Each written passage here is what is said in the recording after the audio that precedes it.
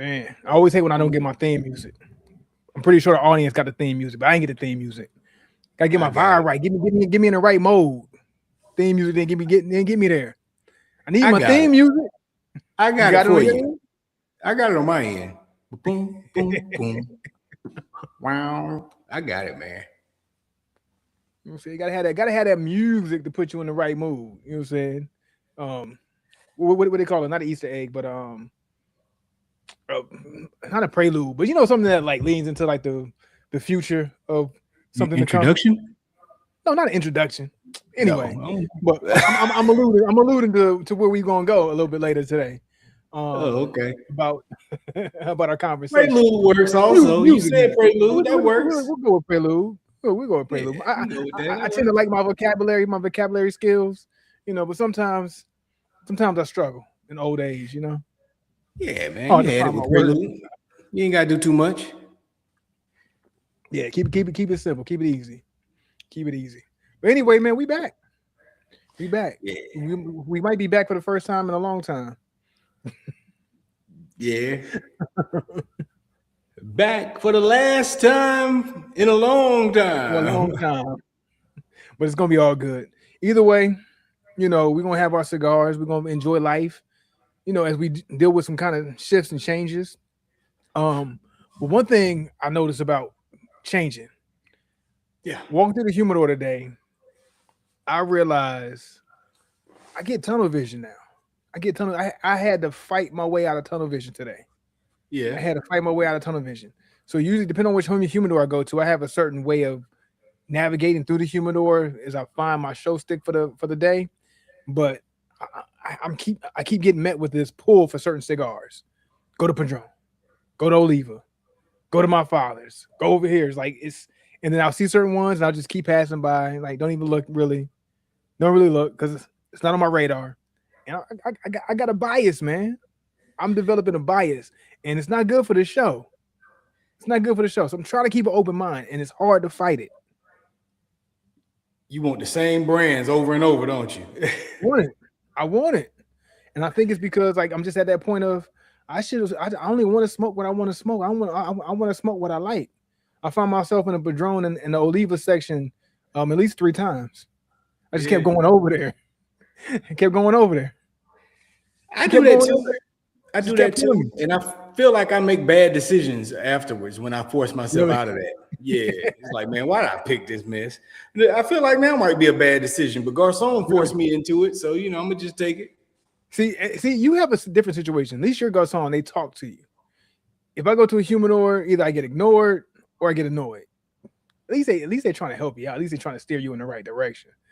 My Garcon in this particular humidor I went to didn't bother me, which I don't mind. I'm cool with that, but I'm left to my own devices. So it's like, okay, you know, no real steering of the ship here. Yeah. So I kept finding myself in the Padron section.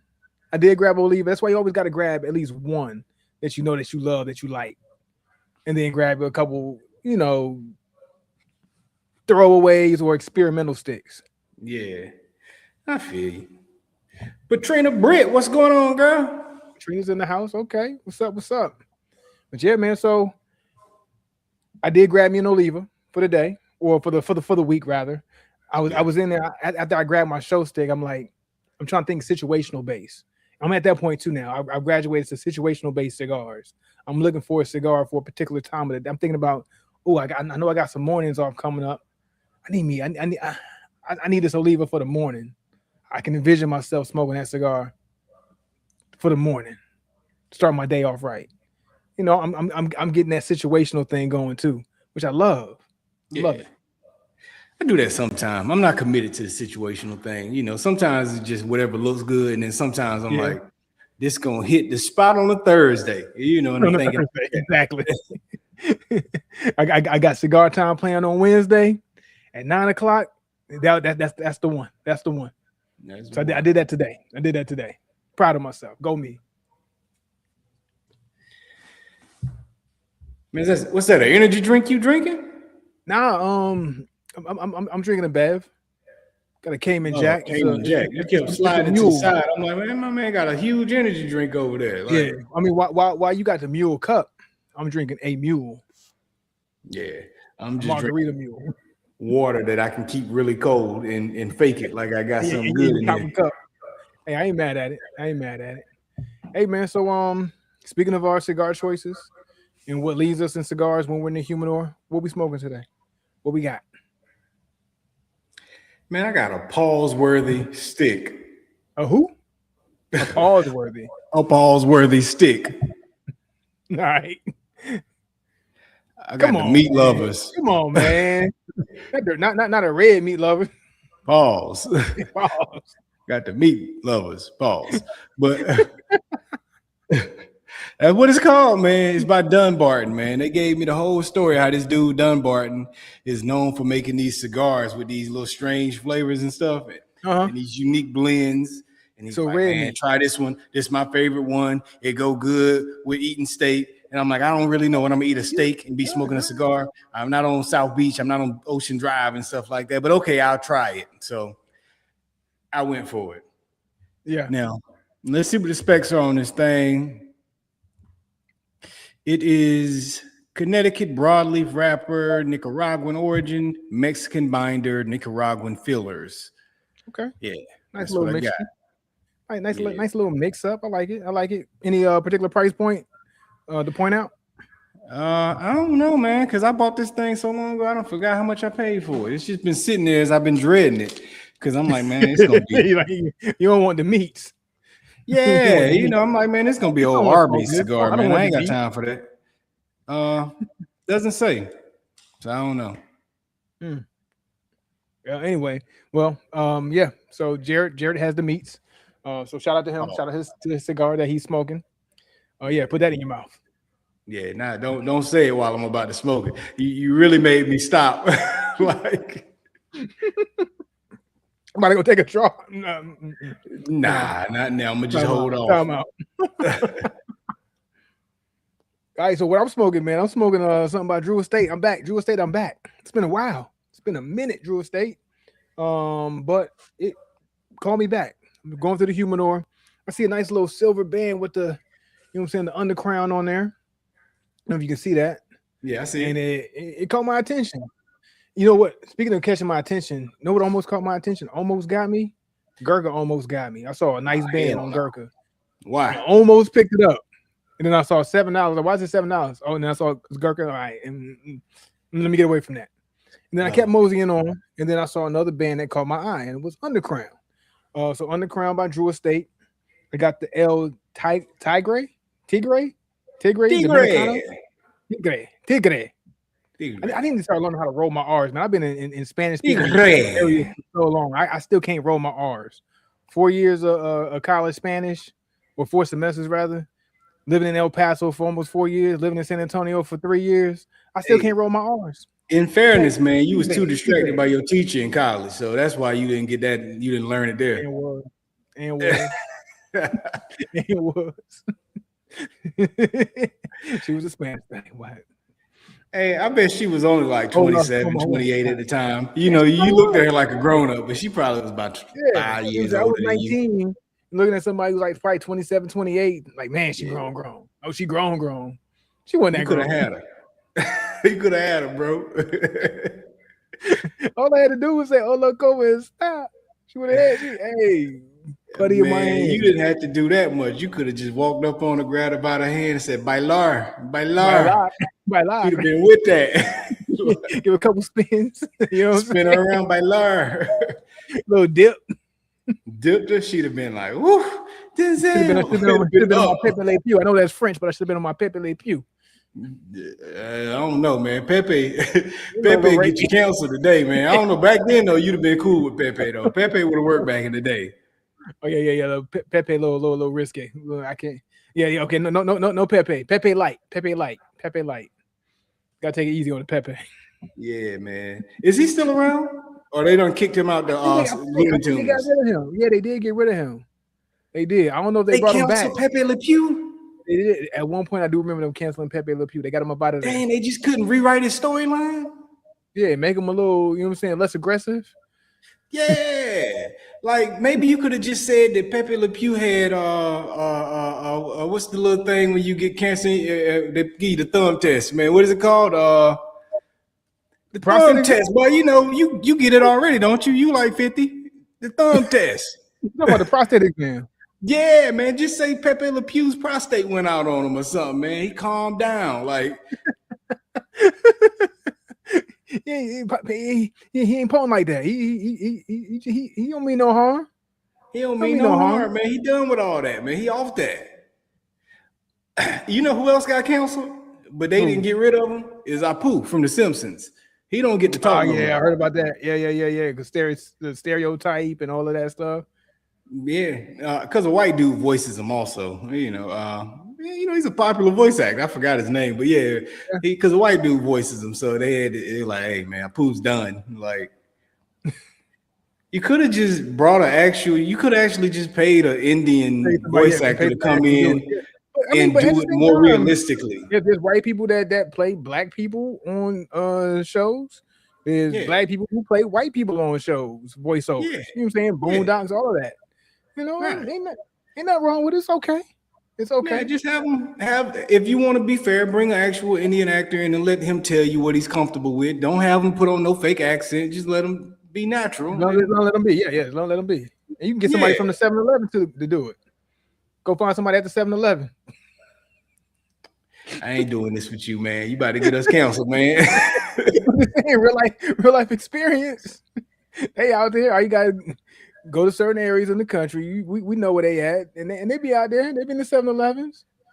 Yeah, mainly Northern Virginia. They be out there. It's heavy. You can, man. Have them in there making sandwiches the Aki way in the Quickie Mart or whatever. Hey, let's keep it all the way genuine, no matter where we at. You need an Italian or something? Go get you one. Put them in the show. It's okay. Man. Yeah. For real, man. Come get me when you need a role. You know what I'm saying? Shoot, I need work. I'll put the stereotype. Whatever stereotype you need me to fit, I'll fit it. Hey, look, man, speaking of this, man, and I know we drifting way off topic. I don't even think you got into your cigar specs yet, but I did. Not even we're going to double back. We ain't forgot. We're going to double back. For those if you're on edge, like, what's in the cigar? What is it? Yeah. So we got. Hey, look, I seen where Jordan Peele, he went to directing because in the Emoji movie, they offered him to be the voice to Poop, and he didn't want to voice to Poop. So he quit acting and he went to go be a director, and that's how you get Out and all his movies moving forward. And I thought to myself, make him the Poop in the Emoji movie, and he said, "Nah, I ain't doing that. It's disrespect." And I had to think to myself, I'm like, if I get the Poop role, I'd have been hyped. Like, yo, I got a popular role. Everybody gonna be looking forward to hear what the Poop got to say. Like, I don't look at that as a big opportunity because I'm like, ain't no way everybody wait when the Poop hit the screen, everybody laughing before he say anything. Yeah. So I would have been like, that's an alley-oop. But he was like, nah, and I was like, and it was like on some black stuff, like, hey man, it's black man, don't offer me the Poop, and it was just kind of like. I had to think to myself because my blackness never crossed my mind. You know what I'm saying? The artist didn't cross my mind, but my blackness didn't cross my mind. Yeah. But from his point of view, I guess so. Because once you've established yourself as a name, you have to then be very aware of what you make, what art you put yourself out there as. Yeah. You know what I'm saying? It's a responsibility that comes once you're established. But as an unestablished, I'm looking at like an opportunity. Yeah. Ain't nobody gonna know I'm black anyway. You know what I'm saying? Like, because they don't know who I am. Who's voicing the Poop? Who is that? Oh, that's him. That's the Poop guy. You go my next job. But yeah, so for me, I'm looking at it like, man, that would have put me on is the Poop.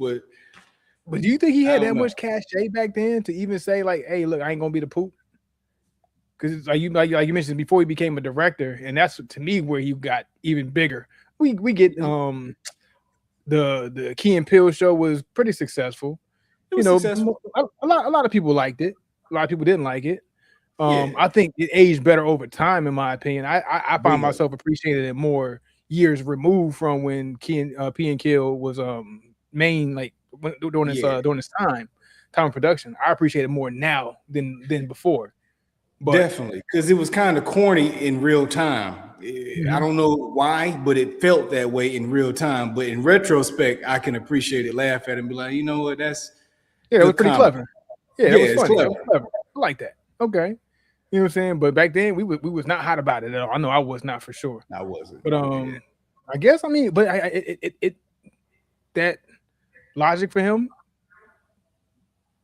it boded well. It boded well. It served him. So sometimes you have to look at that. And we talked about earlier this week as far as like what kind of like discovering your you, or discovering what your goals are for your new you, or whatever you're seeing yourself as. And he saw himself as something further beyond that. And that's that self-discovery that he had, and it propelled him to another stratosphere, honestly. So when you think about how it pertained to that conversation that we had not too long ago, it makes sense. It makes sense. Yeah, it makes sense. It makes sense for him at that. It played out where it made sense. It could have been a tragic mistake, but he knew what he saw for himself, and he fulfilled it. You know what I'm saying? Yeah. Now you know who ended up doing the role, right? With being that relentlessness that we talked about, because you can have a goal for yourself and see yourself a certain way, but if you never pursue it, then what is it? You end up as nothing. You end up as less than that poop that you could have played. Right. Thanks. Well, you know who played the role, right? Who got it? Who took it anyway? Who's taking it? What's my man name that played Avery Bullock? You talking about from Star Trek? Yeah. The English guy. Not the captain. He was the captain. He took over Captain Kirk's spot. What's his name? Yeah. I can't think of his name. Oh man, I feel bad now. I know, because I like him. I'm about to tell you who he is right now. Patrick Stewart. Patrick Stewart took the role. Patrick Stewart. Okay. Really? Had no shame whatsoever about being the poop. You know what I'm saying? But it probably was a better voice. He was so far established, though. That's the difference. He's so far established and a distinct voice that he can take whatever role whenever he feels like it, and it has no harm on his career whatsoever. But somebody like Jordan Peele, who's still trying to get to another level, he's trying to get there. So he has to turn down that role. And sadly enough, white people don't have to worry about representing all the white people. That's something we only carry that across. You know what I'm saying? Because they only give a certain shot to certain people at a certain time. Like we only give 4 black people a chance at this time. 4 black comedians, 4 black mainstream music artists, 4 black mainstream actors, and that's it. That's it. So when you get opportunity, you have to take advantage of that opportunity and harvest it the right way, steward it the right way. Dropped your ass. I've seen you. So I understand that part though. Like we have to make sure that we are representing the culture, and then we hold ourselves to that standard too. I think we do it to each other worse than they do it, as far as how you gonna represent us that way, more so than other cultures looking at that's a representation of a black person. Yeah. 8 times it could be an internal battle. We're all fighting together. Inside, like internally between the culture in and of itself, more so than outside of that culture. Right. Hey, real quick before you finish up on your cigar, Katrina wants to know some information that I could care less about. So, go ahead and let Katrina know. Did he get out of jail? Stands to lose millions if he's not released from bond. That was 4 hours ago. So doesn't look like it. Doesn't look. He's still held in jail. He's still in there. So Terrion, keep him in there. Do better. Do better. Keep him in there through the preseason. Like when it comes to Detroit sports, I don't even care. They breaking my heart time after time. You know what I mean? We can start over from scratch all over again. We get so close and then we mess it all up. We get so close and we messed it all up. We don't draft Carmelo, even though we won a chip. We could have won 5 more chips if we got Carmelo. We messed it up. We messed up Barry Sanders. We messed it up. Megatron, we messed it up. Matthew Stafford, we messed it up. Grant Hill, we messed it up. That's facts, man. Anyway, Sonic and Knuckles on the Lions, we messed it up. I don't care. I I care, but I don't care. What I do care about, however, and before we get there, I care about the Miami Heat. But let me run down the specs of my cigar before we go a little further. So I am smoking Underground El Tigre. We're 20 minutes in, and I'm finally talking about my cigar. The origin is Nicaraguan. Wrapper, Ecuador, Sumatra. Fillers and binders undisclosed. Fillers, Dominican and Nicaraguan and Ecuadorian. Got a mixed bag, huge mixed bag. But it's undisclosed binder. Drew Estate, what we doing? Secret squirrel missions. Yeah. I ain't mad at it. I ain't mad at Drew Estate. Do your thing. So far, the cigars, it's a nice one. It's a nice one. Hey, what's up? Real quick, man. Hold on. Let me see if I can do this, man. Let's see if I can do this. Uh-oh. What's happening?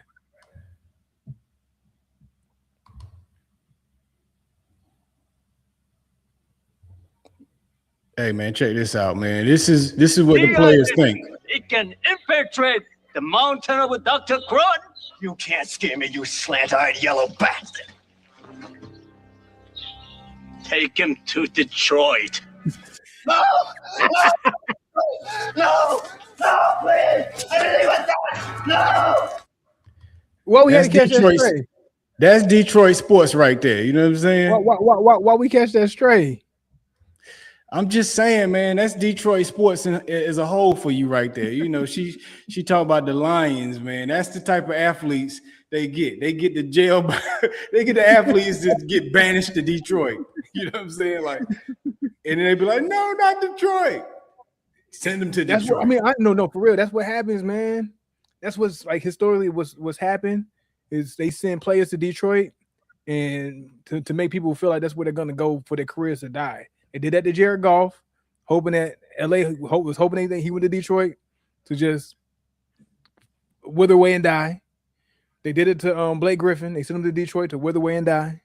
They tried to do it to Allen Iverson and T-Mac and all these people who've gone through Detroit to wither and die. So I'm not surprised by it.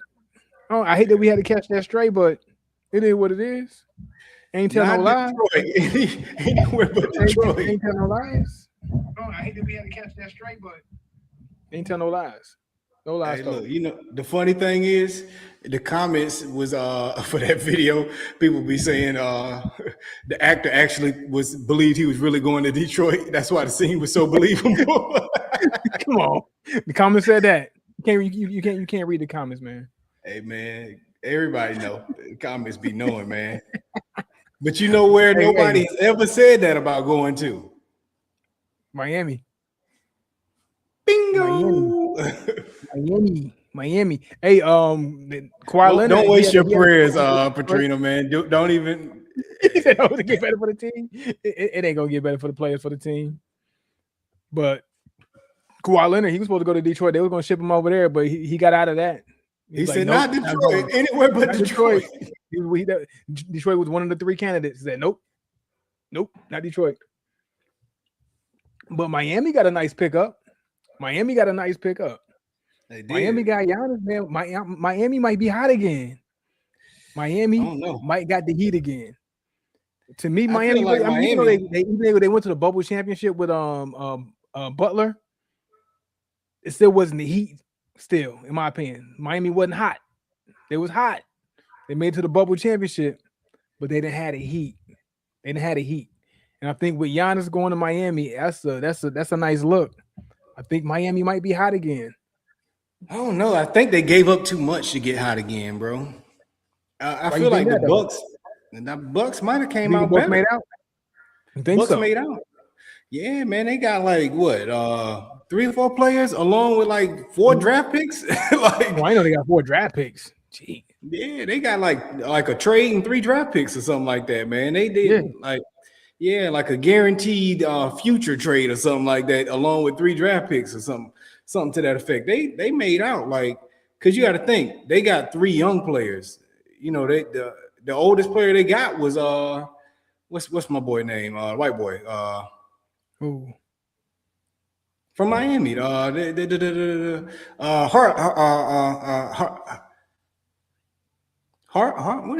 Going, it's on the tip of my tongue. What is the boy's name? Harlot.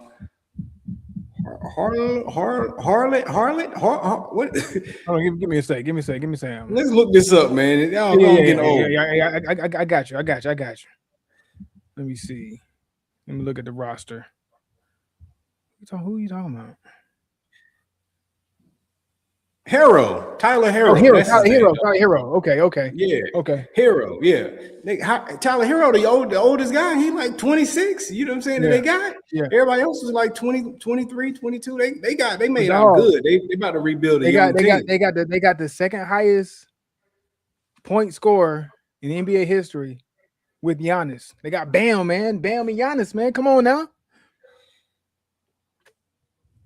Hold on, man. Let me get the details of this trade, they got man. Bam Adebayo and Giannis. What more did you need in the Miami Heat uniform? You bringing the Heat back to the city. This is what they got.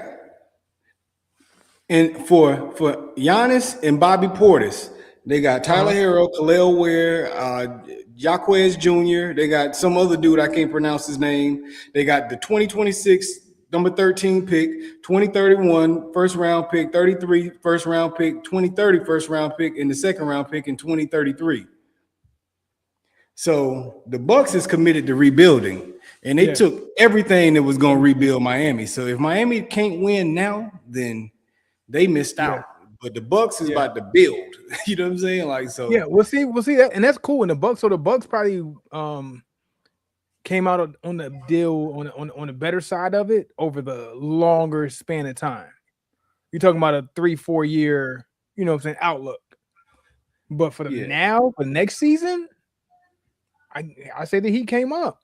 He came up. They need a point guard and they need some shooters. They're gonna have to figure that out. And I heard they ran most of their budget up with that Giannis pick. So I don't know that they got the salary cap to get it done. But you gotta surround. You can't have Bam and Giannis with no shooters. You know what I'm saying? Like they got. I don't care if he got 83. I saw the 83. I know what the 83 looked like. They got Nikola. What's his name? Nikola.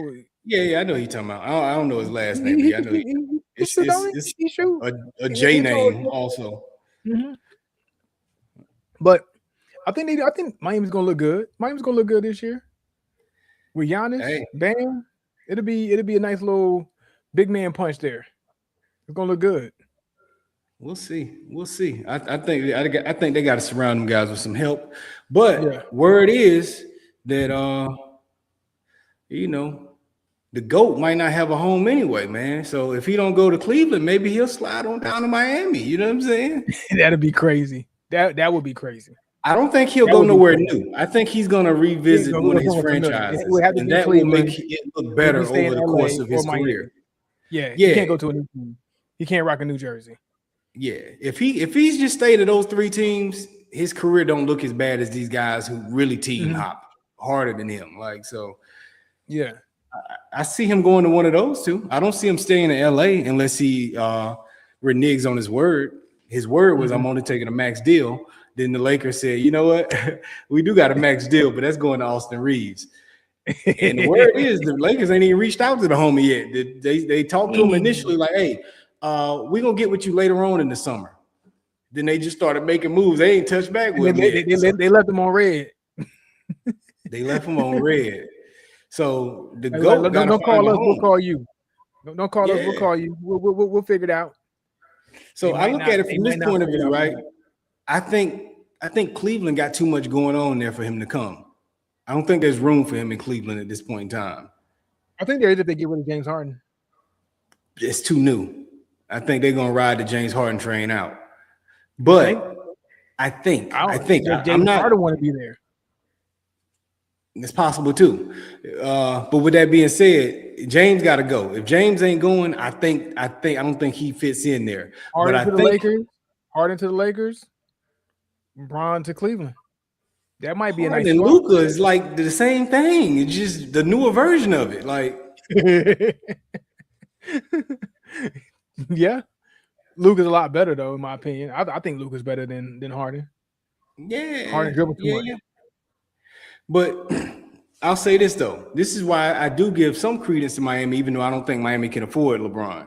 I think the fact that Bron likes to duck Giannis means he respects Giannis. So I could see him wanting to pair up with that. You know what I'm saying? Yeah. But see, what might keep Bron from going back to Miami is Pat Riley's still there though.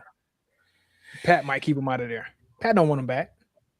Pat might not, because Pat still ain't gonna let him eat his cookies, and that could be an issue.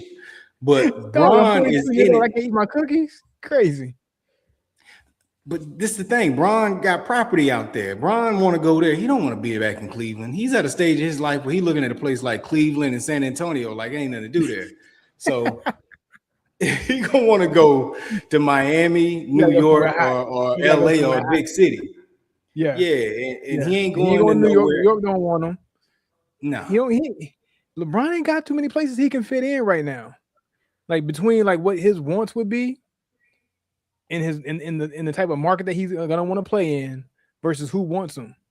New York is a market that he probably would want to play in. Miami is a market he would want to play in. LA, all your major cities, your big cities.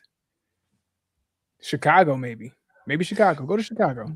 There's whispers about Golden State. Go wear 22 and I don't want to see that. I don't want to see that. If he ever goes to Golden State, you can never talk about GOAT conversation ever again. Don't go to a team that beats you. You can't go to a team that beats you. They're way beyond that team. They're not that team anymore at all, though. I get that. But this it's just the franchise in your history that it's like Jordan. Like, can you imagine Jordan going to play for the Pistons? I know, with the Pistons jersey on. That would mess up his legacy. That would mess up the legacy. You can't go to a team that you rival. You can't do it. Not Bron. Other players, maybe. You know what I'm saying? Like Dennis Rodman went to the Bulls. Cool with that. It's cool with that. We have a problem with that. But somebody of Bron's caliber, you can't go to Golden State. You can't go to San Antonio. You can't go to Dallas. You can't go there. You can't go to teams that beat you. So look, if you think back to the Olympics, they look good together though. They did. They were really the leaders of that team. You know what I'm saying? Like, yeah. Don't get me wrong. Like Steph and LeBron look real good playing together. Yeah. They play some good ball together. But they play good ball together, man. They take both of them off of their teams and put them on another team together. That's the only way that can ever come to some kind of fruition. You can't put him on a Cleveland team. You can't Carolina boy, man. He ain't about to leave. He ain't going to go follow him. He ain't. Ohio got to go follow him. You know what I'm saying? It ain't going down like that. Yeah, Ohio. Yeah, like Ohio. Yeah, I figured you would like the Ohio shot as a Michigan, North Carolina kind of guy. You know, like I need that. You know what I'm saying? Right on point for you. Appreciate that. Appreciate the lob. But man, I don't know. We'll see how it play out. But I'm not totally convinced about Miami being successful, but it will sell some tickets in Miami, man. Miami's got to be happy right now. It's gonna make Miami hot again, and I like it. And I haven't heard, and I don't think they have, and I'm pretty sure that Milwaukee will also do this: is get rid of Giannis's brothers. Will they have a roster spot now that Giannis is gone? And they definitely ain't going to Miami. They might go to Miami, but they're gonna be on South Beach chilling. They ain't on the court. That's a good question.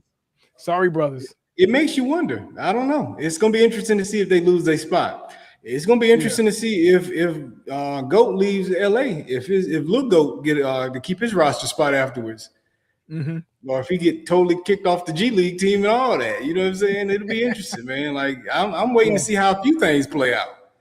Yeah, so this offseason is pretty interesting. Like I will like to see, will Bronny even have a job in the NBA if Bron don't have a job in the NBA, or if Bron go to another team?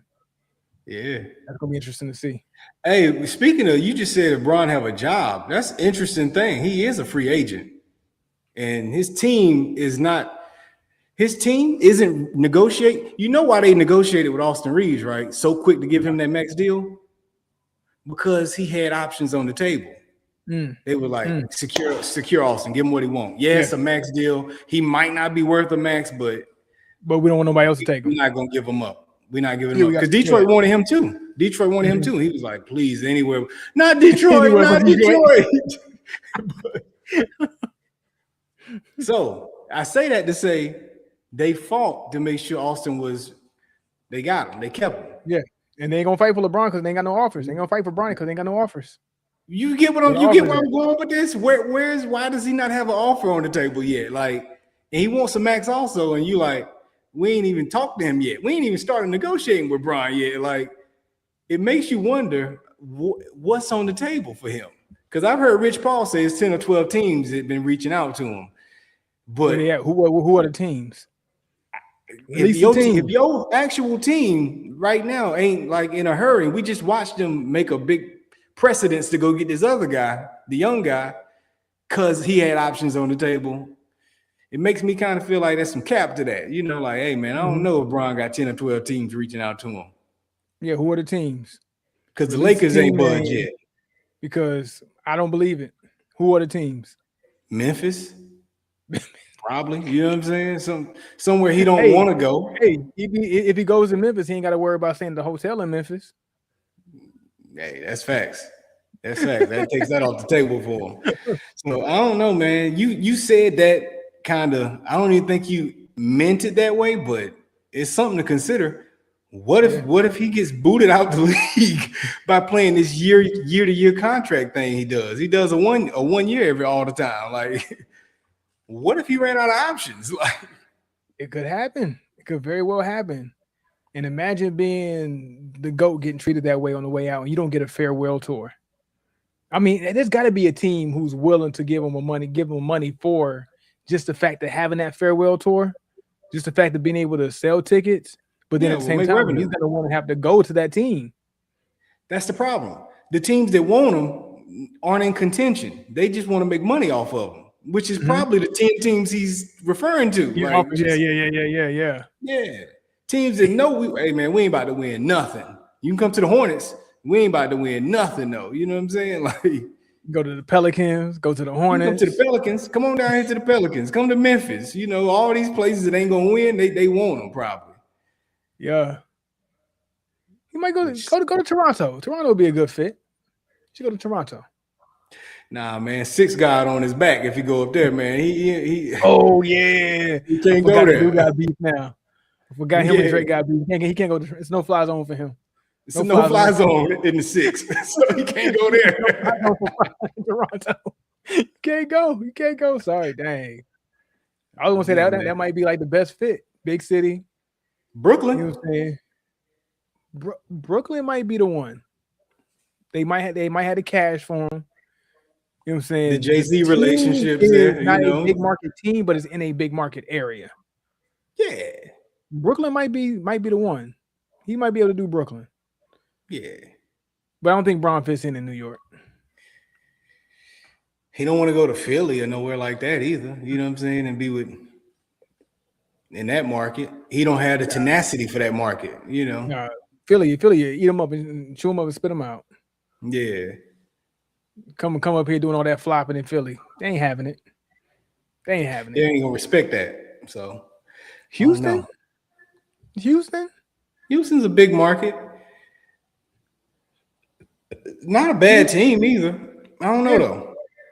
Yeah, they seem like they had a little bit of promise. They had a little bit of promise. Yeah. A little promise. Yeah, man. But back to speaking about Miami. So I was surprised to see some. So the other day, it was like a couple days ago, I think, 2 days ago. There was a Verzuz challenge. It's B2K versus Pretty Ricky. And Pretty Ricky showed up. They did this in LA, by the way. I feel like they should have did it in Miami. But they gave B2K the home court advantage. They did it in LA. But Pretty Ricky brought the Miami vibes to the Verzuz in LA. And I think most people know that B2K probably at his height was the bigger group.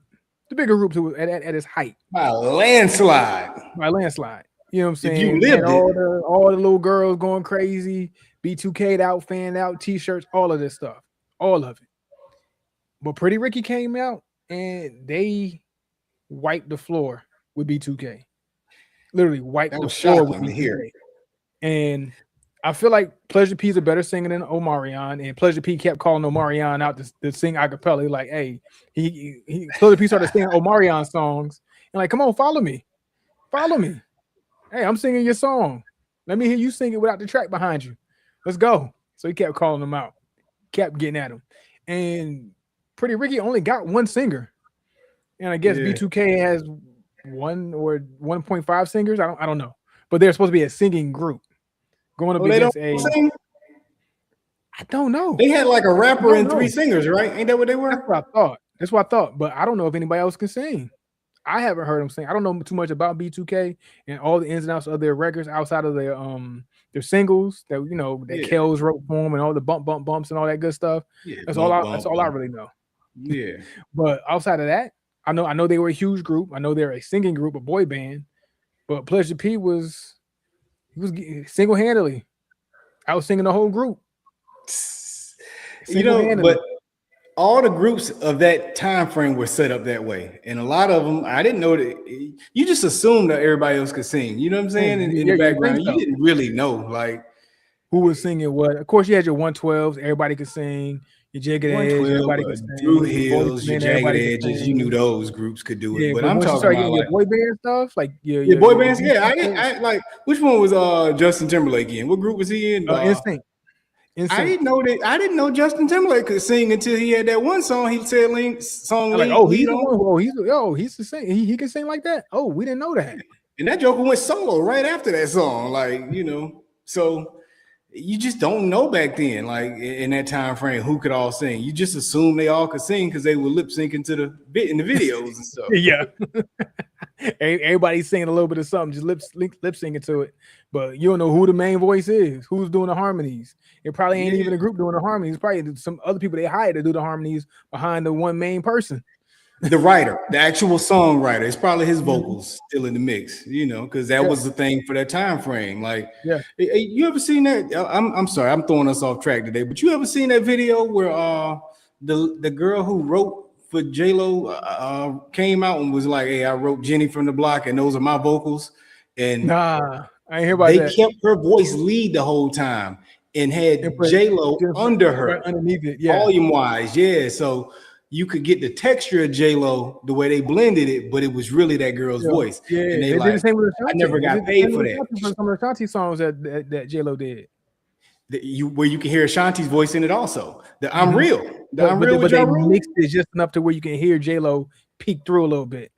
But it's the fullness of Ashanti or this other girl. It's their voice, which is wrong. You can't do it that way. The songwriter can be background vocals, but you can't have them be the primary vocal and not credit them as an artist on the song. Yeah. So, but that type of stuff is the stuff that was going on in the wild 2000s back then. So you just didn't know. But when it came down to it, fans didn't care. Fans didn't care. They were going off the look. They see the aesthetic in the video, and videos were larger than life. And back then you only had but so much access to artists anyway. So they made B2K super huge, huge, and they had a huge height, way more than Pretty Ricky. But I'm not even a fan of Pretty Ricky, and I couldn't stand Pretty Ricky in his time. Couldn't stand him. I'm like, who are these people talking like this? And these 16-year-old, 15-year-old girls listening to this? What in the world? What are we talking about, right? But then now you got to fast forward time, and why it makes sense that Pretty Ricky won. Pretty Ricky songs, they age better. And then also, as them fast kids back in the early 2000s become adults now, that's what they want to hear now.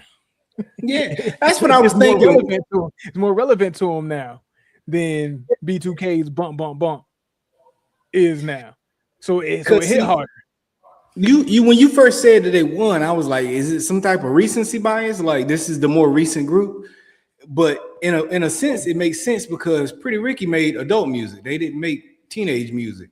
B2K were kids, so it was a tone of child. It was kind of kiddie to a tone, to a certain degree. So they didn't quite cross that threshold of being adult music yet. But it was like teenage music, I guess you could say. So when you're 30, you don't want to hear that, but you might want to hear the adult music. And on top of that, on the high line, grind with me. And look at it from this point of view. The music itself sonically changed. B2K is in Pretty Ricky from two different eras. Pretty Ricky's era is slightly more current. Threshold. There are certain threshold that B2K sound didn't cross into a certain era.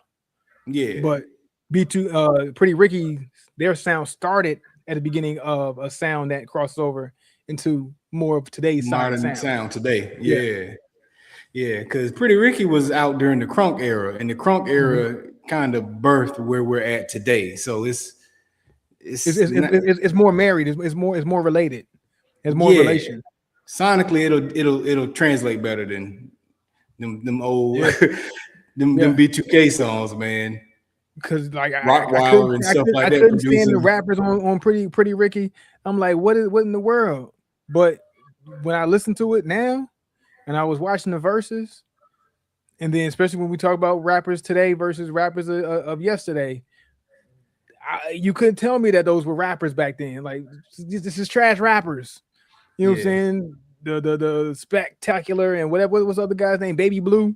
You're like, what are y'all doing? But it makes sense now. It makes sense in today's rap era. It makes sense. But hey, look, when you hear it today, you like, them dudes weren't that bad as I thought they were. Ain't know what you thought. Tell the truth. But it sonically sits better though. To me, it's still bad. To me, I don't think they're that great of rappers, but they're not. It makes sense the way that music is now. When you hear them versus hearing the people that you hear today, though, is there not a part of you that's like, I'll take that? You know what I'm saying? That's better. And that's what I'm saying. Yeah, because it's better than what we got now. Yeah, it is better than what we got now. But like, see, you in the moment, it's all watered down. So we're watching the staircase go down.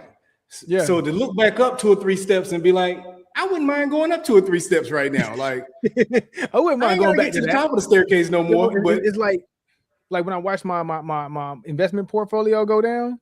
Like you say, I got like 10,000, and then it comes down to 8,000. Like, dang, I done came off of 10,000. I only got 4 figures in that account now. But then when it goes to 6,000, then it goes back to 8,000. Okay, I'll take that. I'm happy now. It ain't so bad now. Gas prices go up to $5. They used to be $1.50, but then they bring it down to $3. Okay with that. I'll take that. Still sucks, but it's better than the alternative. There you go.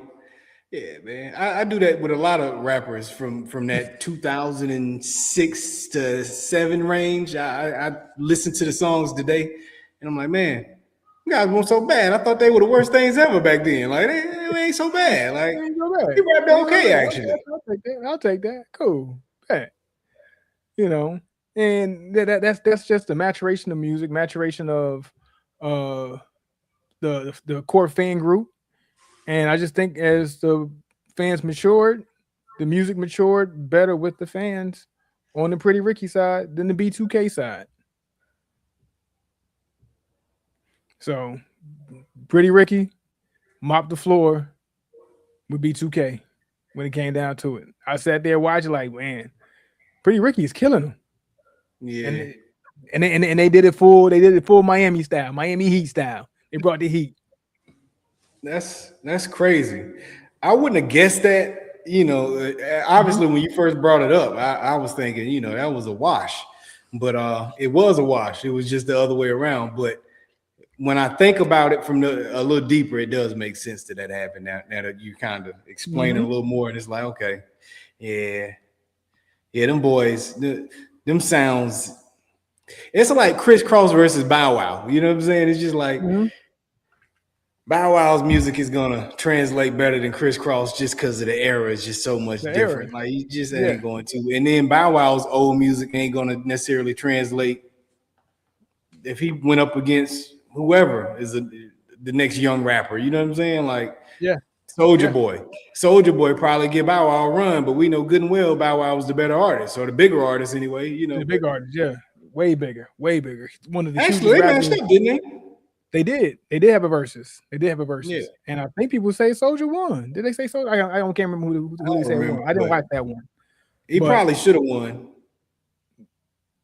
I think the nostalgia of his music probably sits better than Bow Wow's, honestly. You know, Puppy Love, Lil Bow Wow, you just don't know, versus, you know what I'm saying, Kiss Me Through the Phone.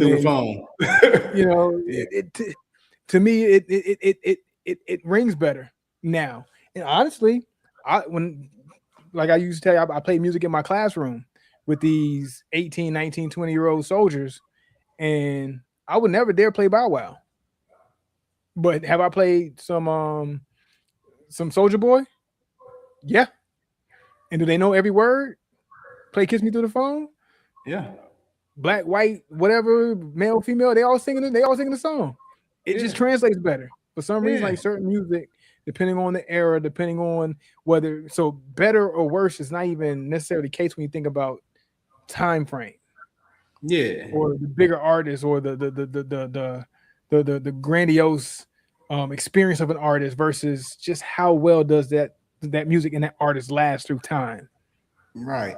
And that's why when people be like, there's who can handle Jay-Z in a verses, it's like Jay-Z might not translate to that. There might be a couple people that can hang with him in the verses. Like, you know, you really underestimating how many of y'all fell in love with them songs from the 90s, because he really ain't got much in the 2000s that's gonna compete too heavy. Like, and I say that because how far is the 2000s? What's the boy name? The producer, the producer who keep going out there getting his behind whooped against everybody. He did Ends in Paris. He did most of the verse, the Watch the Throne album. He do all the work with Nas. Yeah, talking about Salon? Hit Boy. Okay, Hit Boy. Okay. Hit Boy go out there and take L's using his Jay-Z catalog. You know what I'm saying? So like, so that lets you know some of that modern Jay ain't gonna hit the same. He stands best from about 2003 to the 90s. You know what I'm saying? That's his bag. He can win. Hard Knock to Black Album, and that's a 5-year span. That's it. The Black Album. And then after that, it get risky. You better hope some of them records that you did on Watch the Throne work today. You know, because Drake would slaughter Jay-Z in a verse. It's a good chance. Drake would drown Jay-Z in a verses. Yeah, easy. It's a good chance, especially depending on what that audience look like. If that audience ain't 50, Jay's in trouble. Like, because even with me at my age, I listen to some of them old Jay songs and they didn't age well to me personally when I hear them now. Like, so it's gonna take a 50 and up crowd out there in order for him to beat Drake. Like, other than that, he might be in a lot of trouble against a Drake in a versus. Yeah. While you playing, Kendrick might give him some problems in today's world. You know what I'm saying? Yeah. And don't think Wayne won't either. Don't think Wayne won't. You just never know, man. You never know. Don't think T.I. won't. T.I. got a hell of a catalog, bro. T.I. gonna be a problem if he ever get in there with somebody. I know 50 wanted, like he wanted a piece of T.I. He didn't. I want to see T.I. and Wayne. I want to see that. I do want to see that. I think we talked about this a while ago. I think I want to see T.I. and Wayne. You know why that's gonna be tough? It's because Wayne can do the locks thing. He can do what Jada did. Wayne got a verse on everybody's beat because he ran the mixtape so hard. True. Yeah. And we all know those verses. You know what I'm saying? So when he pulled a verse out off of anybody's record, it's gonna hit the way that when the locks were dropping them records off just doing mixtape stuff. You know what I'm saying? They went out there and smoked Dipset off mixtape stuff. And I was like, dang. Yeah. They didn't even have to get into their actual catalog like that too heavy. Like when they did, it was like, so that's where Wayne is tough to fight with. You know what I'm saying? But if you take that away, I don't know. Wayne features is crazy too. So he's tough to beat. Tip tough to beat, man. A lot of them guys, man. I think Kanye can beat Jay, and they like more of a fair head up. You know what I'm saying? Like, I think J. Cole might give that dude problems while y'all playing. If we just talking about right now, like right now, them Cole records gonna touch you here a lot more than some of them than Hard Knock Life is. Like, nah, for real. Not for real. Like you got a age group of people, era of people who they center their lives around those not few J. Cole albums, but that series of J. Cole albums in his saga that they were raised on, and they would die about them albums. Forest Hill Drive, they would die about them albums. For your eyes only, they would die about them albums. Yeah. They would die about them albums. Crazy. Yeah, so Jay better be cool. He can't beat everybody. What Patrina say? They played Soldier Boy at my 25th class reunion, and the look on our faces was like, really? Yeah, whatever. But we gonna party like with y'all youngins. Hey. And you did. You probably paused for about 3 seconds, and afterwards you were like, let's get to it. You know? Get it. I'm in it. And that's how it be. You know, that's how it be. Music take you to a good place. And if you were, and that's why I say it just depends on the audience, man. Because if you were raised on a Drake, ain't nothing you can play from Jay that's gonna top that. What Patrina needed some 69 boys and some Uncle Luke. Let me find out, Patrina. You was out there jamming the Tootsie Roll in them joints. Cotton candy, sweet to go. But anyway, man, let's jump into our reviews, bro. What them days of Duke song. All right, let's do it, man. Let's talk about these cigars. I'm gonna go ahead. Undercrown El Tigre. El Tigre. Did I roll it right? My Spanish teacher taught me well. She taught me well. Learn how to be a man. You how to stare and gawk. That's what she taught. She taught me well. But Undercrown, man, Drew Estate, you did it again. You gave us a good one. As far as construction of this cigar, very well constructed. I did lose my light for a little bit. I did have to relight. I don't know why. Maybe I stopped puffing for a little bit. Even when you stop puffing, you should. I don't know what the time frame is. About 5 minutes before your cigar go out, you should still be able to regain that draw. Right. But it went out, and we'll blame that on the binders and fillers, because you did some experimenting there. But when it came down to it, the flavor profile was pretty dynamic. Had quite a few flavors. Only thing I would say is that they did not necessarily come together as like fused into one flavor. I can taste like a bunch of different flavors like throughout the smoke, from puff to puff. Like sometimes you have a cigar where you puff it, each puff gives you something a little bit different. It's like, oh wow, I'm getting oak now. Oh wow, I'm getting walnut. Oh wow, I'm getting cashew now. Oh wow, I'm getting cocoa now. And it was nothing consistent. And I don't say that in a bad way. I say that in a eventful way. It gave me something fun and something intriguing to smoke while I was smoking the cigar. So while we were having the conversation, and every time I was taking the puff, like, I got something different. So I got that walnut, cashew, oak, acorn type of taste, a hint of cocoa, and a hint of nutmeg.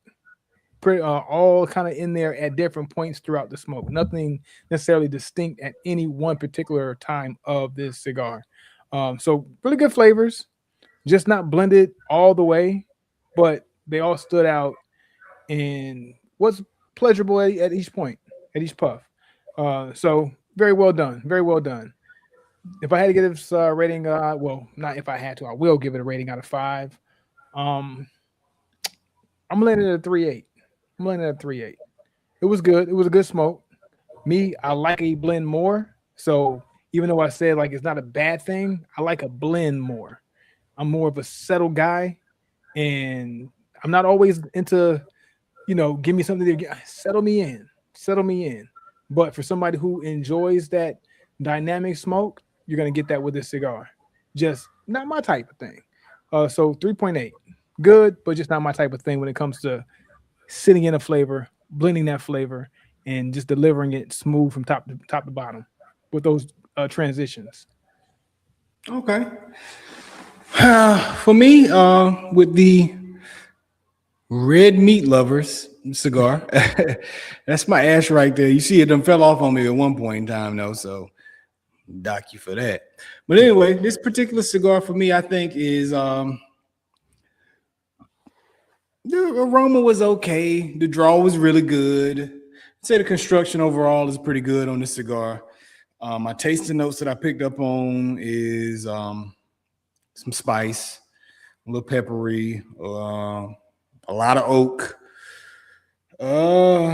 There's something that definitely gives a meaty vibe about it.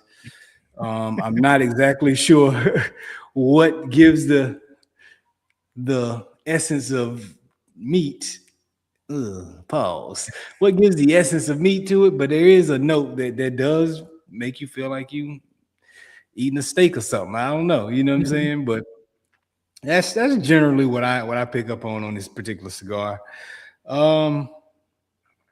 It's not an everyday stick for me. Not for me personally. I think this is the type of stick that because it gives that I'm on the grill. Okay. What's the word? That charcoaly type Charcoal, vibe. You know what I'm saying? yeah. Yeah. And it's just like Mesquite. you always got to be in the mood for that. You know what I'm saying? Like, so for that reason, in my personal world, I feel like giving it a 3.5 from 1 to 5, and that's what I'm gonna give it for that reason. Is it, my bias aside, a better stick than that? Probably a 3.8 is probably the fair place to let it land. But if I follow my gut, it's to say 3.5. So 3.5. Hey, go with your gut. Go with your gut. Go with your gut. Take both scores for what it is, and know that's what it could be either way, and try it out yourself and figure it out. But I would only try it out when you're in the mood for that smokiness, Otherwise, it's just gonna be a full body stick. It just hitting you for no reason. Maybe that's the other thing. It is full body. I neglected to say that. It feels like a full stick. Full body stick. Okay. I like a nice medium to medium full. I don't necessarily want to cross all the way into the threshold of a full body stick. Yeah. So Patrina, that I can hit my list, and ain't gonna hit your list. There you go. Another one bites the dust. And another one. Another one. Wait, whose era is that? Whose era is that? Not my era. Oh, I ain't that old. No, man. It's closer to your era than mine. Anyway. Yeah. There you have it. 3.8 for me, 3.5 for you. Not the cream of the crop. Man, we're gonna have a short list at the end of the year, man. We got No, man. No, I don't think so. I feel like I started off the year really, really high. I had some really, really great ones to this point. I think we're over halfway of the year. So we're halfway through what we're gonna smoke throughout the year. And I think I got some pretty nice ones to go back and review and revisit and say, I think these are gonna be list-worthy sticks. I had some good ones. I had a nice little streak, but then I had a streak of not so good ones. But we gotta try them. I can't, like I mentioned in the beginning, I can't have that tunnel vision. Be like, I like these. Let me just go to these. Gotta try them all. But that's the problem. My year has felt so Padron and Oliva heavy. That it's just like I done ruined it. Like my list is ruined. You know what I'm saying? I ain't been giving nothing enough tries, man. And when I ain't doing them two, I might double back to an edge. So it's just like the same three. My list is made. Like it's just a matter of figuring out which one of these is the ones from Padron and from Elite. But it's June. We'll see. We got a whole lot more cigar smoking to go. We got a whole lot more to go. It's my intention to beat those two, to beat those three. It's gonna be hard pressed to find. But I don't expect to, but it's my intention. Your goal. You're trying. I'm looking for something that's gonna beat that. I'm gonna let you know. Don't be surprised if you're disappointed. Hey. I just want the wrap up to be interesting, man. So it's my intent. Can't give you a foregone conclusion. It's like when LeBron and Wade joined the Heat or Bosh joined the Heat, like a foregone conclusion. We knew that the Heat was gonna make it to the finals. They did it, and then lost twice. We got our big three. So that's what. Hey, look, that's what I'm saying. You can still come out and find something that's gonna beat those. Because they go find the Mavs. I need to find the Mavs and the Spurs. Yeah. With you on that. But yeah, man. That's it. We out of here? We out of here. We might see them for the. This might be. I don't know. Is this it? Hey, look, man. We might see y'all next week on Saturday. We might see y'all next year in September on Saturday, man. We don't know. We'll figure it out, man. But yeah, but until then, keep the cigars up. Keep your cigars up until then, man. We still gonna be smoking them. Just not with y'all. We out. We'll find a way. We'll find a way.